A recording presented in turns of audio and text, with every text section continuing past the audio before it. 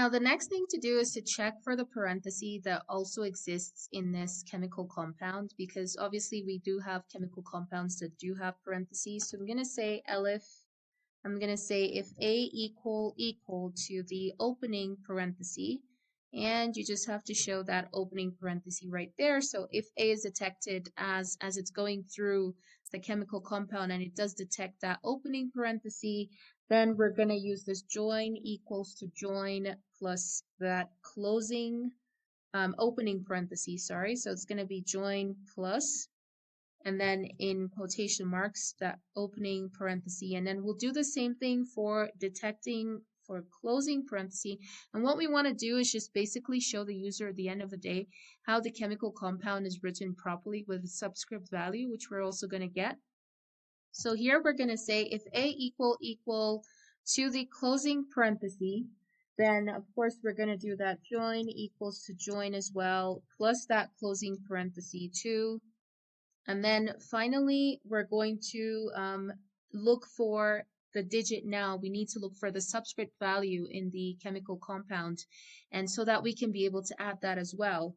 So what we're going to do is, if you can also just, let's quickly just change this to not an elif, but let's make it an if so it independently checks this as well. Elif is just for this part where it checks to see if the chemical element, sorry, is the first capital and next lowercase so that it combines them together as an element, else it just takes it as a single element. So these are separate statements that need to be checked, so therefore we use an if instead of an elif because we want them to be distinctly checked as well. Unlike this one where it could either be one of the two, whether it's an element with a 2-letter or an element with a 1-letter. Now let's do the one for the subscript value because we have to get the subscript value as well. So for the subscript value, what we'll do is if A is digit, so we're going to say if A is dot digit, so is digit actually, and then we'll put the circular value, circular brackets, and A in numbers. That means if it exists in numbers, and that's why we created the numbers list. If you remember at the very top, we have this numbers list because we're going to check what number is in this chemical compound so we can get its corresponding subscript value, and that's what we're going to do in this line here. So if it is, what we will do is first we will add A as a number because we need it. So once we're calculating the molecular weight or molecular mass, we're going to add it to the C list, which we've basically been adding all the things that we need, the chemical elements and everything like that. Now we're going to be getting the index. I'll create a variable called getIndex, and basically what I'm doing is getting the index of the A in the numbers list so I can be able to get its corresponding subscript value. So we're going to say numbers.index, and in parentheses we're going to say A because we're trying to get the index value of A. And now I'm going to create another variable called subscript index, and this variable will be equal to getting the corresponding subscript for that number. So we're going to just say subscript, and in square brackets we're going to say get index because it will just basically get the same index position as the number. To further explain this, if you go back to the numbers list, let's say I enter a chemical compound as H2SO4. So in front of the H there is the 2. So what it will do is go to this numbers list and get where is the 2 at. Right now the 2 is at position 1. Remember why we say position 1 when we study lists is because 1 starts at 0. So lists always begin at a 0 index. And so 2 is at position 1. So the corresponding subscript value of 2 is also at position 1. So that's why we get the index of the number first in numbers, and we use that index to get the corresponding subscript value. And that's what we've done right here. So it gets that subscript value, and now what we want to do is join it again so it can be able to display the final chemical compound. So I'm going to say join equals to join plus that subscript value. Okay. So we just write subscript value, and then we want to be able, subscript index, sorry, because that was the variable that we just used. Now we want to be able to display this as the chemical compound so we can ask the user to confirm if it is the one. And then if it is the one, basically what we will do is just use that formula, use that chemical compound to be able to find the molecular mass. So we just need a confirmation. So I'm going to print a message perhaps in a different color. I'll go with the color of 183. I'm going to try that color out. So I'll change this 10 to 183. And then we'll do something like the chemical compound is. So we're going to display to them what the chemical weight is. Not chemical weight, but chemical compound. So we're going to say the chemical compound is. And then we're going to ask them to confirm. All right, so we'll do something like that. And we'll call the variable, which is join. Remember, that's how we've been joining everything. And then now we're just going to ask them to confirm if it's the one. So I will print an ASCII art first, something like this. And then perhaps maybe after a second, because we have time.sleep, we've imported time so we can use time.sleep. And maybe after a second, what I will do is just basically ask them to confirm it. So I'm going to create a variable and say confirm compound. I'll call this variable confirm compound, and it's going to be equal to string. Again, I would like to use a different color for this. So I will just copy this whole block of color code right here, paste it down here, and then just basically change this 183 to something else. And I believe I'm going to go with 210. So it's kind of like a, I don't know, beige, light, not beige, but kind of like a lightish sort of fuchsia color, sort of like that. And so I'm going to put an input, and then in here I'm going to say confirm. You can just say confirm, and then you can just tell them yes/no. Let them just confirm it. A very simple response.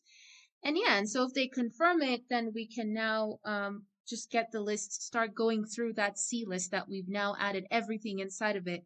We're also going to print the C list so you can see. Actually, let's do that now because we want to test it. So we'll say if confirm compound. If they decide to confirm as yes, then we're going to print. And I probably want to print this. I guess I can just print it in the same color since we might be taking this out anyway. So the list is, or you can say the C list, because that was what we were kind of creating.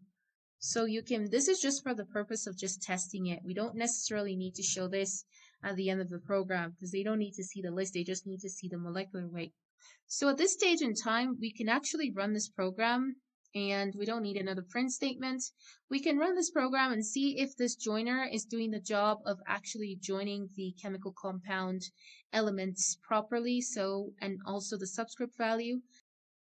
Now, just before running this program and checking if the chemical compound is displayed in the right format, we actually have to global these variables that we've declared here so that we don't get an error when the program is run. And because we're going to use all of these variables, including some, inside of the main function, we can't really use them if we don't global them. Whenever you want to use a variable that you've declared outside of a function, I'm not talking about these two lists. These ones have nothing. These ones are fine. You can use them inside of your function without globaling them, including basically these three lists. But the only things that you would need to global are variables that you've declared outside of your function. You have to global them inside of your function if you want to be able to use them. So what we're going to do is, if you can go to the very start of this main function and just global the count, global join 1, and then just global the sum as well. And that's pretty much it. That's what you need to global for now. And once you've done that and you've globaled all of them, I think we've globaled count, sum, join 1, we can now run this program and see if it's going to display for us this compound in the right format. Don't forget to save your program always before you run it. You can do a Command S or a Control S if you want to save your program. Now, when we run this program, let's see what it's going to display for us. So we have the, again, enter your selection. I'm going to say user, of course, welcome user. And now just enter any one of these formats that you want to be able to display. I'm going to go with 1 first, and I'm going to try 2, and I'm going to try 3, and basically try all of them. So here we're going to write the first one. I'm going to write it as NO2, just taking that example, something similar. And I'm going to hit enter. As you can see, it's displaying to me the right format. And if I say yes, now I want to see the list, it also displays for me the correct list because I can see that the elements are separated properly, and that's what we wanted. So now let's try the other example of the other type of formats. We're going to run it again. This time I'm going to try the example of H2SO4. So which chemical format? First I have to say the format, and so that's 2. I'm going to do something similar to if I wrote something like this, would it still be able to detect? As you can see, it's giving me the right chemical compound formula, and it's asking me if I want to confirm. So let's say yes. And again, you can see that it's putting it in the right list, in the right order in the list, which makes it easier for us to be able to calculate the molecular mass as we have all the elements and their atoms right in front of them. So it's easier. Here we just need to find, for example, the atomic mass of hydrogen, times it by 2, find the atomic mass of sulfur, and then find the atomic mass of oxygen, times it by 4, and just add everything together. So that's how we're going to make the computer smart enough to do that. Now let's run and try the third one. So try all 3 formats. I'm going to do the second one again, and then I'm going to enter 3 this time.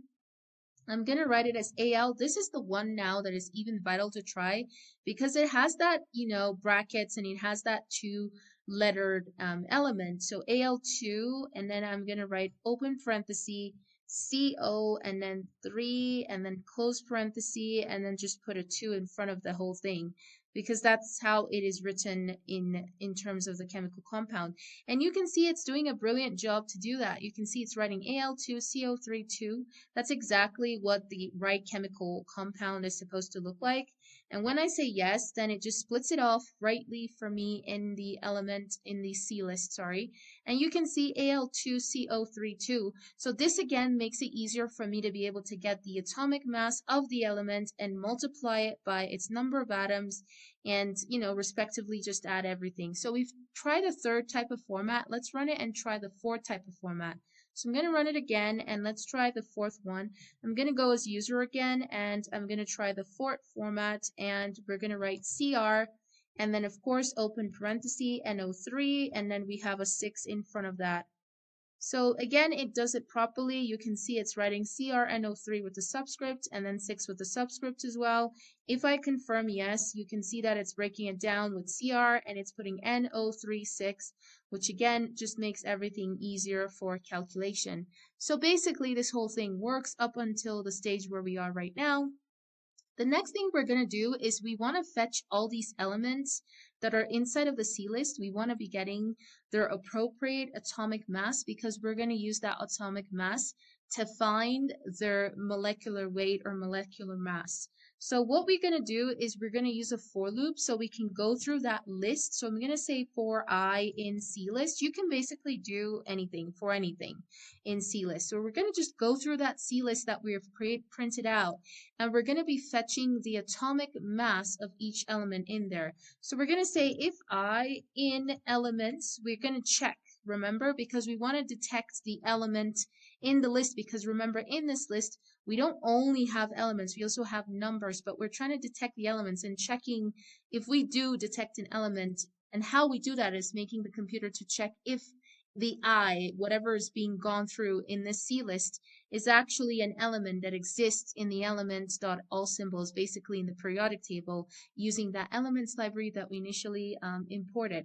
And if it does, we want to get the right element symbol, so we can, not the right element symbol, but the right symbol in the format that we will be able to get its corresponding atomic mass from this elements library and periodic table library that we've already imported. So we need to get that symbol in the right format. Right now, these symbols are correct, but we are not, they're in string format. We need to get them in actual format so we can be able to get their corresponding atomic mass. So we're going to say element symbol, okay, is going to be equal to this I, which means here we're trying to fetch, I'm just going to put a comment here, we're fetching the chemical symbol, okay, for the element in the correct format. So it is really important to understand what that means, that right there at the part where we did display the elements in the list, that's correct. But we have to get it in the format so we can be able to use this elements library and periodic table library to be able to get the atomic mass of the element. Now we're going to use the periodic table library to get the atomic mass. So we're going to say element equal, and then we're going to use that periodic table library. So just remember to spell it right. So periodic table like this. and then dot elements, and then dot symbol. So the AI may even suggest for you what to do. Just make sure you type it out to understand what's going on. And then you just get element underscore symbol. Okay, so again, we're trying to get the format, the element symbol in the right format. We're still doing that. And then now we can be able to get the atomic mass of that element. So we're just going to write element, and then of course underscore mass equals element dot mass. So we're getting the atomic mass of the element. So the mass of the element, if you want to say. So that's how we do it, because now we can just say element underscore mass, and then it's equals to element dot mass. And remember, we're referring back to this element by getting its correct element symbol in the right format. And so after that, we can print the atomic mass so that you can see this work as well. So I'm going to print it under a different color. I'm going to copy this color code right here. I'm going to paste it over here, and I'll change the color code to something else. Let's see what we have on the table. So I'm going to get perhaps 197. Try that color out. So I'm going to do 197. And I'm going to come down here and basically just, print out the message saying this is the atomic mass of the element. So I'm going to print and say the mass of, and we're talking about the element. So we got a comma and do this element dot underscore symbol. Right, because that's the one that's giving us the symbol of the element. So we're going to say the mass of the whatever element it is. That's why we're calling this variable element underscore symbol. And then we're going to put in comma to separate that variable with is. And then we basically call this variable called element underscore mass. That is basically getting the mass of the element, just so that you can be able to see this. Again, this is not very relevant in the output of the program. You can decide to skip this. The most important thing is that you are finding the molecular mass. Now after that, what we want to do is to find the index position of this particular element in the list. Remember, this is very important because now that we've gotten the mass of the element and we've gotten its symbol in the right format, therefore we were able to get the mass. We want to know where this element exists in the C list, which we have here, so we can be able to know if there is a subscript number after it, which indicates its number of atoms, so we can multiply its mass by that subscript number or not. It might be a situation like the CR where after it is not a subscript number, but rather another element, which means that the subscript number for CR is basically 1. So there's nothing in front of it. But if you look at O, it has a subscript in front of it, which is the number of atoms. And we have to multiply that number of atoms by the mass of oxygen, and then multiply it by 6 as well, because it does have a 6 on the outside. So we have to make the computer understand the different formats of how the chemical compound looks like to know when to multiply more than one number of atoms in this situation, for example, or when to multiply just the number of atoms in front of that element if it does have one. So right now we're going to get that index. We're going to create this variable and say index equal, and then we're going to do that clist dot index of I. So we want to get the index position of this element inside of the C list, which we print for every single chemical compound. And then afterwards, we are going to assign that replace it. If you can see what I'm doing, I'm going to replace it by doing clist, and we've got the index of whatever index of that element is now going to be replaced with its atomic mass or with its mass. So I'm replacing that element with its mass. And it's important to put it as a comment as well, just so you understand. So instead of having chromate here, I'm going to replace it with its mass, so I can only have the masses at the end. So I basically would have just numbers at the end inside of this list, and therefore just use those numbers to multiply with the number of atoms that I have there, so I can calculate, and so the system can calculate the proper atomic mass. So that's what's happening right there. And now we're going to do an elif situation. Elif obviously is if it is not found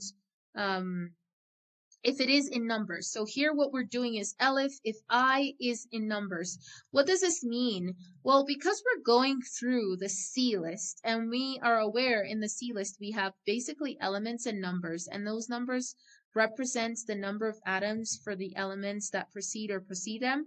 Either they precede or proceed those elements. That's what I'm trying to say. So either the numbers come before or after. The most important thing is that as we are going through, as the computer is going through this list, it also will detect numbers as well, right? Because we have a for loop, and the for loop is going through everything in this list, and it will also detect numbers. So we have to be able to make the compiler aware, the computer aware, that those numbers are going to be the number of atoms that we're going to use to multiply with the atomic mass of the element. And so one important thing is that you notice that these numbers are strings. They're enclosed in single quotation marks, which means they're strings. So they're not actually considered as numbers. And we can't use a string to multiply it with the mass of the element, right? So we have to convert these string numbers into actual numbers and add them back into the C list again. So eventually we have this new modified C list, which we're going to see.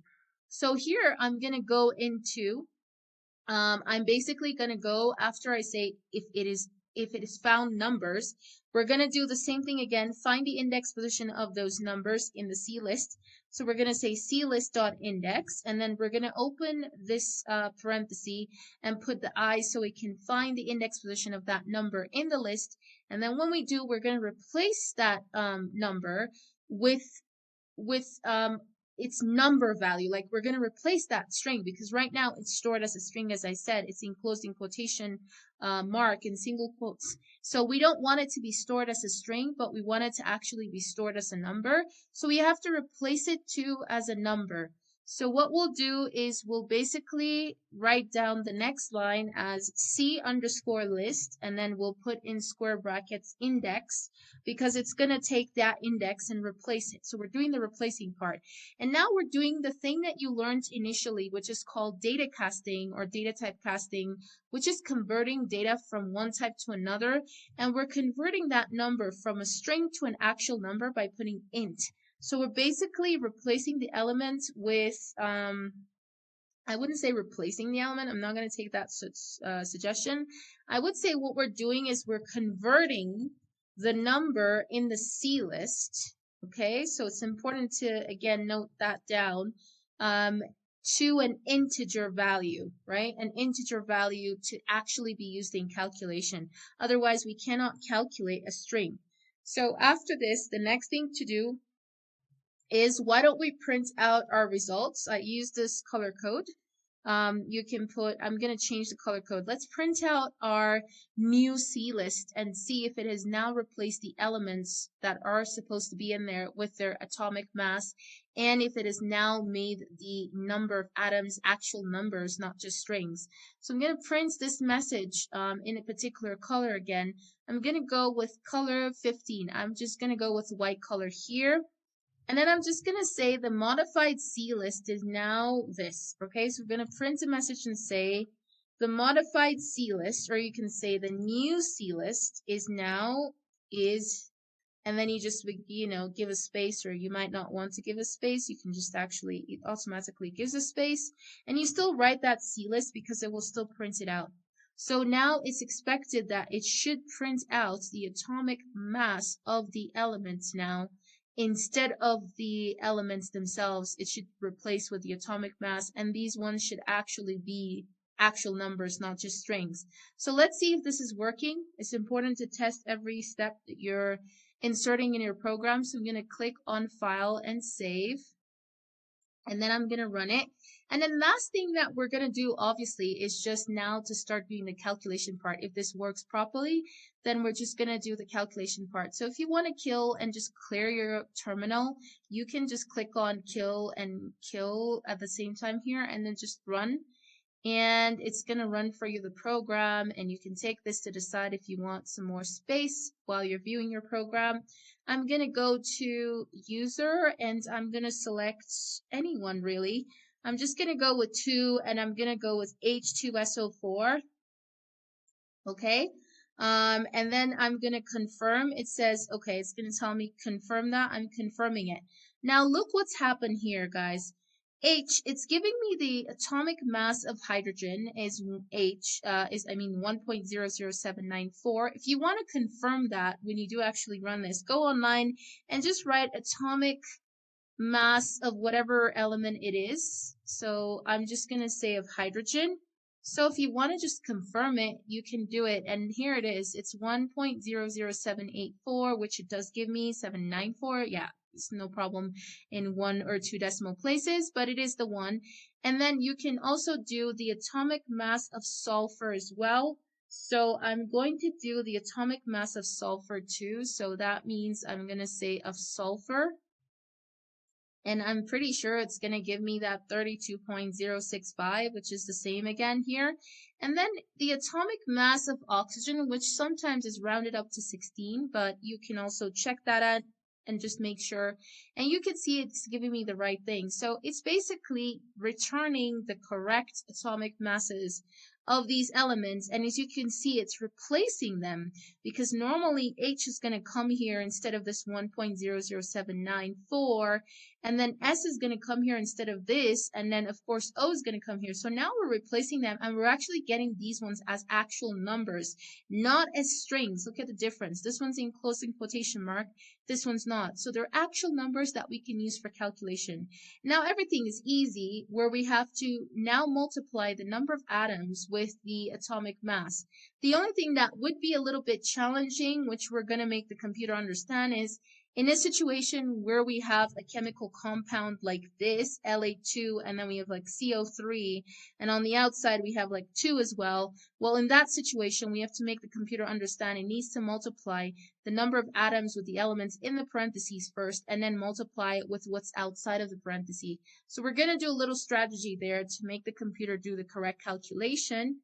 So right now, we're going to go back down here, and we're going to calculate the mass. So I'm going to write it as a comment. Right now we are calculating the molecular, or you can call it atomic, molecular weight, or you can say molecular mass of the compound.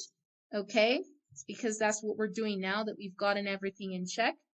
So again, we're going to go through this C list again, this new C list that we have.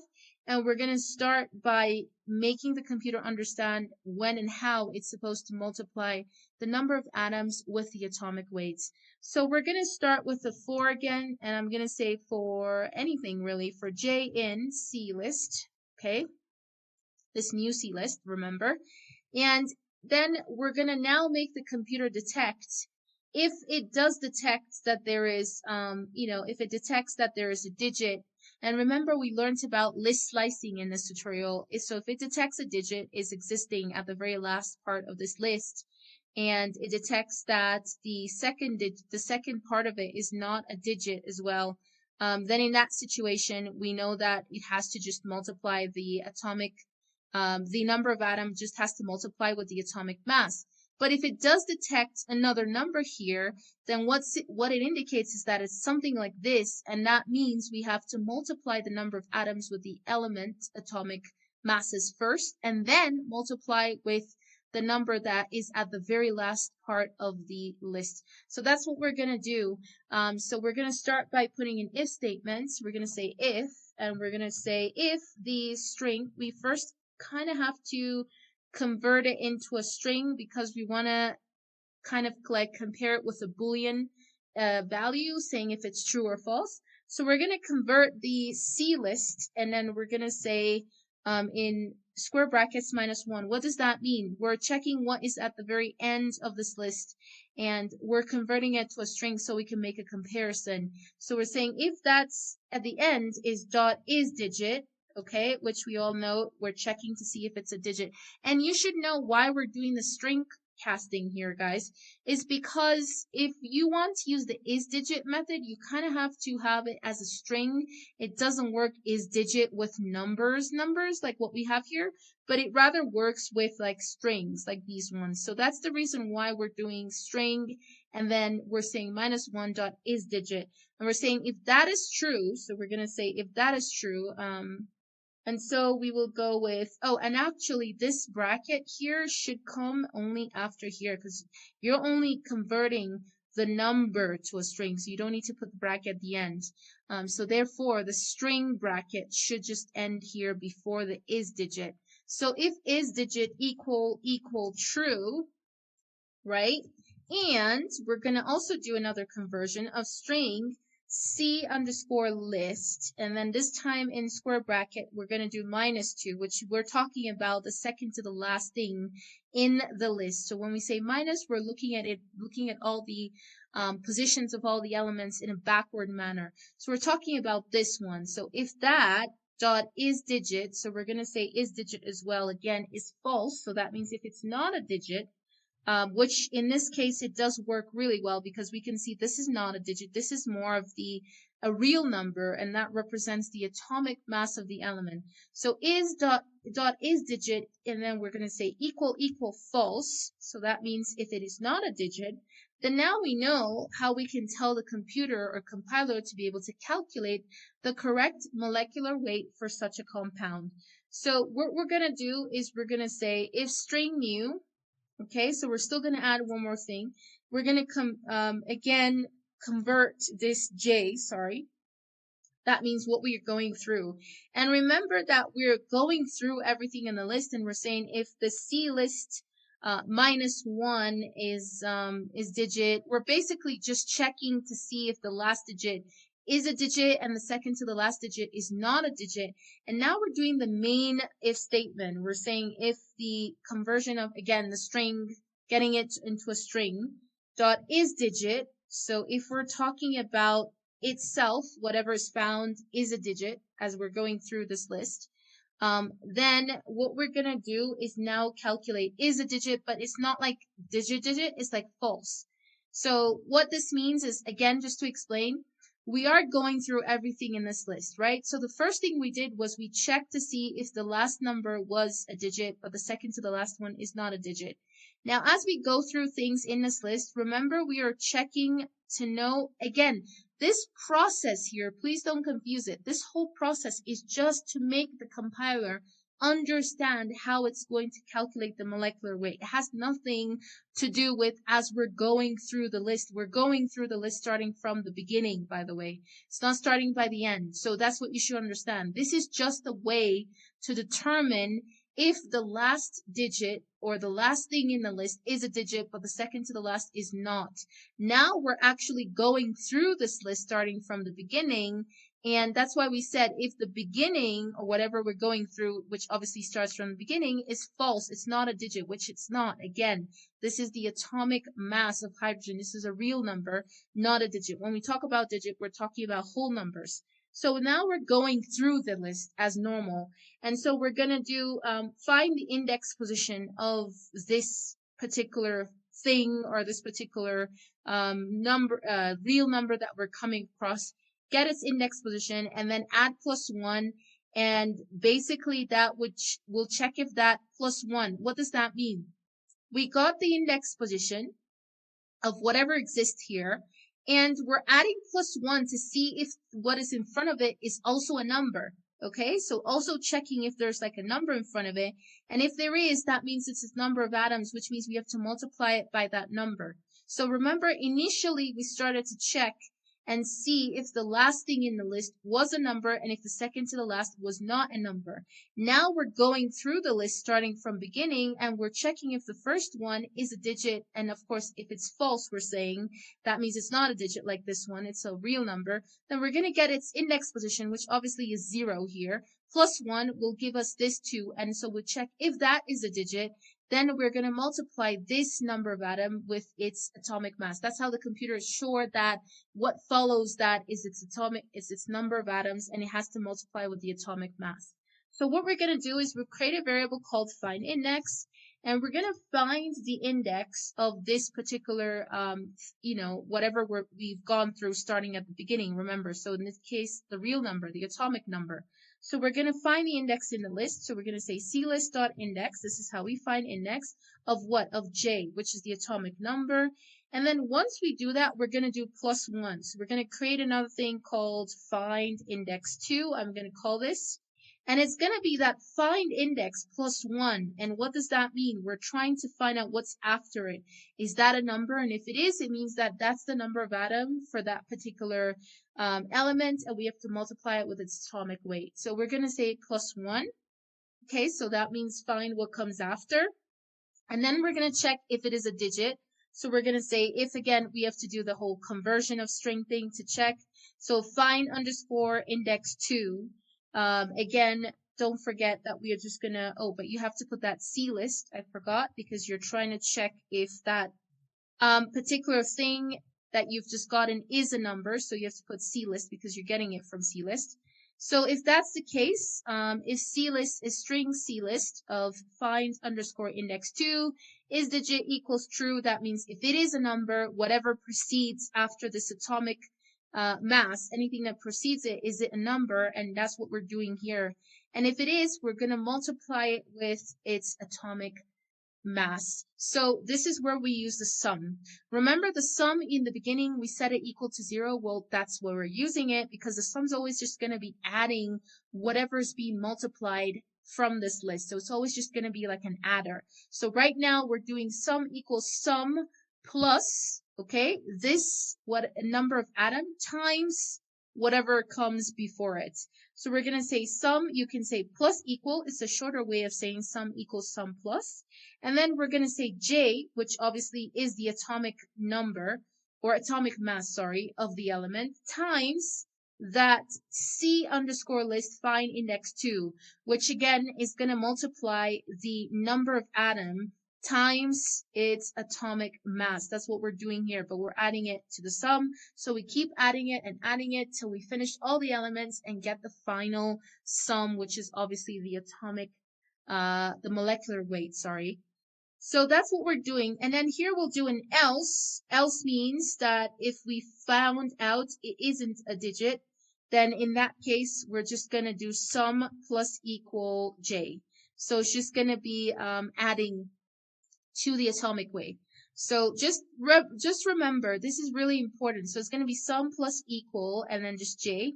That's all. And one thing to understand is what this is doing is that in case if in front of it is basically not a number, so it can be a situation like HO2, right? And HO2, if you look at it, let's put it actually here.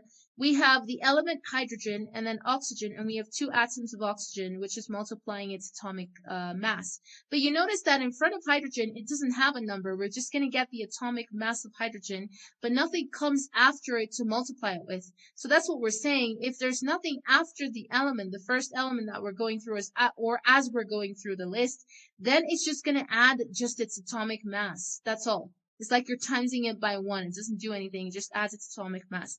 Only when it does detect that there is a number in front of it, which is right here, sorry. So if it detects there is a number in front of the atomic mass of the element, then only then will it multiply that number, which is the number of atoms, by the atomic mass. And so that's what's happening at that stage. So once you finish this part, the next thing to do is now to work on another if statement, which is going to be the alternate if statement here. Now, this is the one where we're going to be dealing with compounds like these ones. What about if we do have a digit at the very last, but at the second to the last, it's also a digit? Then in that case, we have to make the compiler understand that it needs to multiply the number of atoms with their atomic weights of the elements in the parenthesis first before multiplying the number of atoms outside. So that's what we're going to make the compiler understand. So we're going to come out here, make sure you're coming on the same line as where you have this if statement, the first one, because we're going to create another if statement and of course lowercase. And then we're going to do string again. And then we're going to repeat the same thing. So C list, and then again, -1, the last element in the list dot is digit. So again, checking to see if it is a digit. If that is equal to true. So again, if we're saying if the last element, the last thing in the list is actually a digit, and then we're going to say and, we're going to also put an and. If the string, again, we have to convert C underscore list, and then in square brackets, -2, which means the second to the last thing in the list, if that is also a digit, then of course that means that we have this type of compound, which means we have to perform the right way of finding the molecular weight.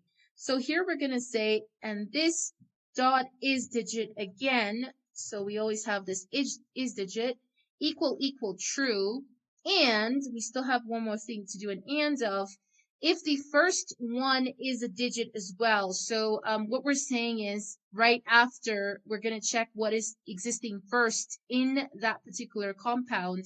And after that element, if it is also a digit, just like this typical example is just this one. So we're saying if it is also a digit after that element, then this is where the computer will definitely know what to do. But first, we're going to say, what about if it's not a digit? So if it's just Al, for example, CO3, that's what we're going to do first. Then after, we're going to check if what comes after it is a digit.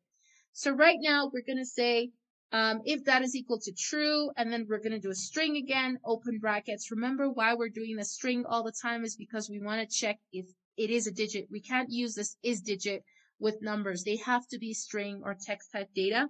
So we're saying if the string again of, now we're going to do C underscore list, but this time in parentheses, we're going to say 0 plus 1, which basically just means like what comes after this element in the beginning, what comes after it, whether it's a 2-letter element or it's a 1-letter element, what comes after it. So we're going to say, is digit equal to false? So we're saying if it's not a number that comes after it, then this is the particular way we're going to make the computer to detect and to calculate the right molecular weight for this type of compound.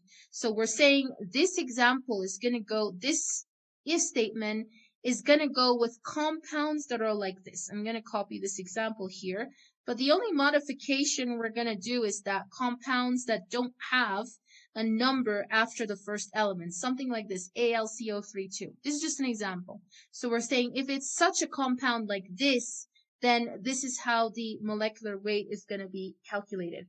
And we're going to do the one where if it has a number after it, we're going to do it in another if statement. But right now, let's finish this first one. And so here we're going to come down.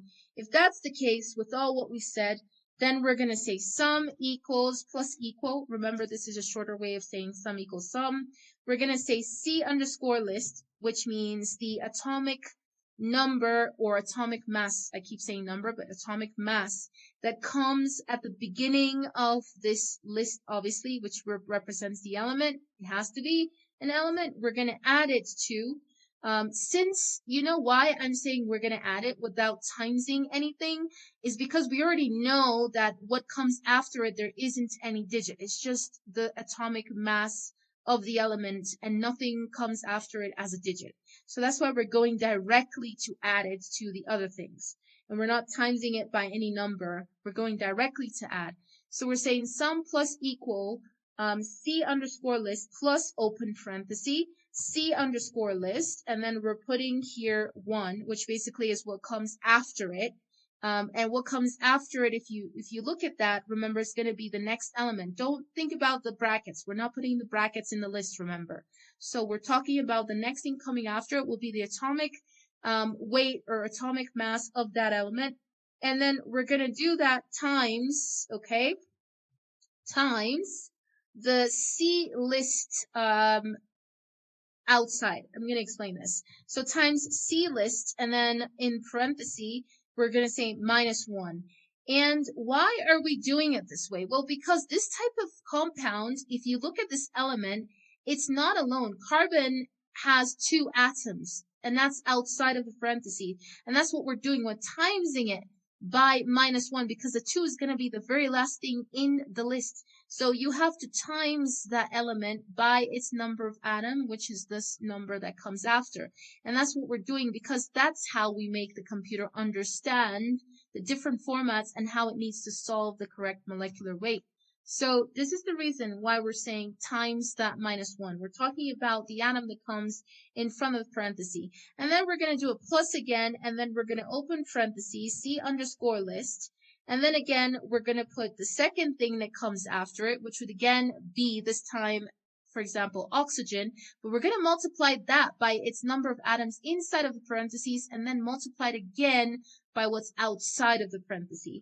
And so you're going to see it here. So we're going to say C underscore list 2, and then we're going to say times, as you can see it. Times is asterisk in programming, by the way, in Python. If you didn't already know that, it's asterisk. So we're going to say C underscore list, and then we're going to times it by -2, right? And then what is the -2? What is basically what comes, second to the last, which is this number of atoms here. We'll times it first by that, and then we'll times it again by the -1, which is what comes at the very end. So that would be the number of atoms, so that we can calculate, the computer can calculate this properly. So that's pretty much it. That's all for calculating the molecular weight for this type of compound. And then afterwards, we just put a keyword that says break to come out of this whole loop. When you say break, it means it stops going through anything because it's already detected that the type of chemical compound entered is this one, and it's just calculated the sum, so it doesn't need to keep going through anything. It breaks immediately. And now we're going to do the last one, which is contrary to what we just said right now. What about if, in this case, the next number, if we had something now that was with a number after the element, that's the number of atom, what would happen in that case?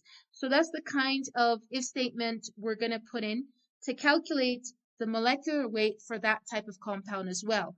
So we're going to start with if, again, of course. Oh, I'm just going to delete that because sometimes the AI does give solutions, but I would say write out the solution we're doing together because it just makes sure that we're doing the actual correct solution. So don't always depend on the AI. It does give good solutions, but we also want to make sure we're writing the correct thing. So the next thing to do